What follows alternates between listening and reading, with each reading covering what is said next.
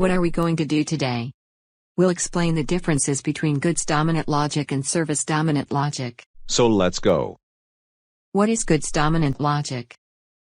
Within the goods-dominant logic, the purpose of companies is to economically producing and selling goods. Value is added to these goods during the manufacturing process, making the product more attractive and more marketable to the potential customer. But a manufacturer does not necessarily have to produce physical products, it can also be a service. The value-adding processes take place independently of the customer and charge the service offered with value as part of the manufacturing process. The price a market partner is willing to pay reflects the value of the transaction, and this is the only value which is relevant for a manufacturer. A finished exchange good is then offered on the market, which can be acquired by each market partner through the use of monetary means. To standardize and optimize these internal transaction-related processes, different models and management approaches have been developed. An example could be Porter's value chain.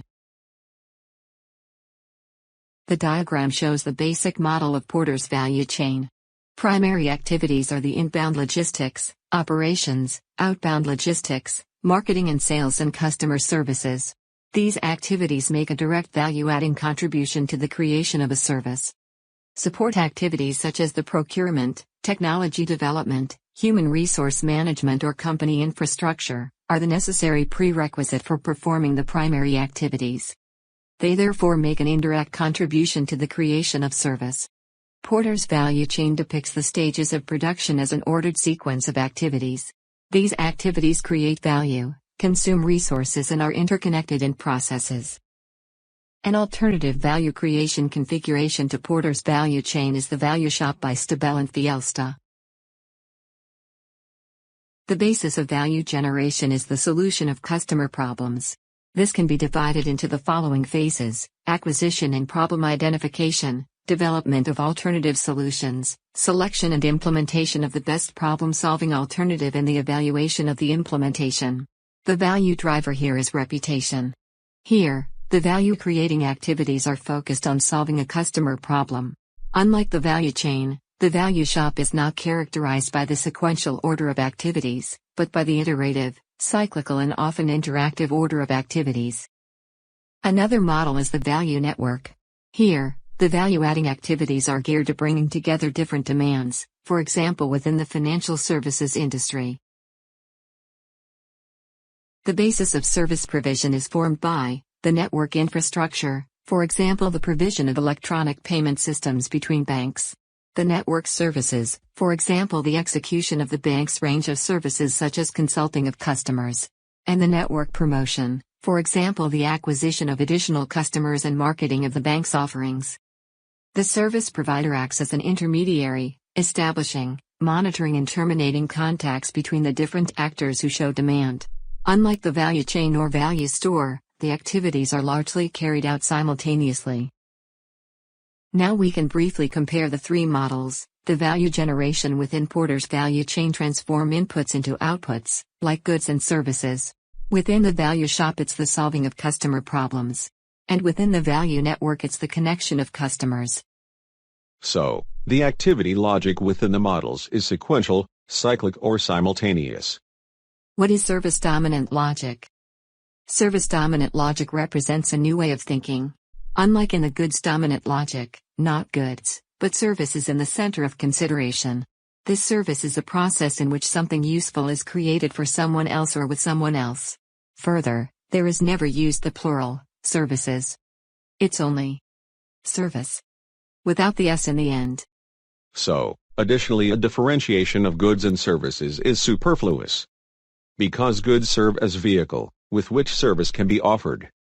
Yes, you are absolutely right. And in this context, I have the example of tax consultancy for you. The benefit for the service recipient can be conveyed directly by the tax consultant or indirectly through the use of tax consulting software. If you are even more interested in the principles and components of service-dominant logic, you are welcome to watch our several videos which are explaining the service-dominant logic using Tesla or a lawn robot as an example, here on our YouTube channel. So, let's summarize the key points of this video now. The goods-dominant logic deals with products of a tangible, goods, and intangible nature, services. A distinction is made between services and tangible goods based on certain criteria: immateriality, integration of an external factor, inseparability of production and consumption, and the lack of storage and transportability. The service-dominant logic deals with a direct or indirect service. This indirect service could be goods or money. And if we look at value creation from the perspective of service-dominant logic, the prevailing view is expanded. The classic dual supplier-customer relationship, B2B or B2C, becomes a complex network of relationships. In the service-centric logic, value is constantly co-created between all actors. So, marketers and customers are no longer reflected, it is only constituted of actors. Thus, in this network, all actors are simultaneously providers of resources as well as recipients of services. And every interaction with an actor is determined by the network behind it. So, here are our key takeaways. Companies produce goods and the customers buy brands, for example Porsche with its sportive cars or Apple with its iPhone, Mac computers, or their music platform iTunes. The holistic experience, the purchase of a new kitchen should bring a whole new cooking experience. Service constitutes a process, not only a unit of output. We use one's resources for another's benefit. Goods are a delivery mechanism for service, like cars for mobility, lawn mowers for the condition of an English lawn, steam cookers for the creation of particularly tasty meals, which I can also have delivered. And customers are not end users, they are service providers themselves. For example, students create output themselves in breakout sessions via Zoom meetings or studying in groups. Or in the healthcare sector, in which patients participate in the development of their individualized therapy by not only being compliant but also suggesting complementary treatments.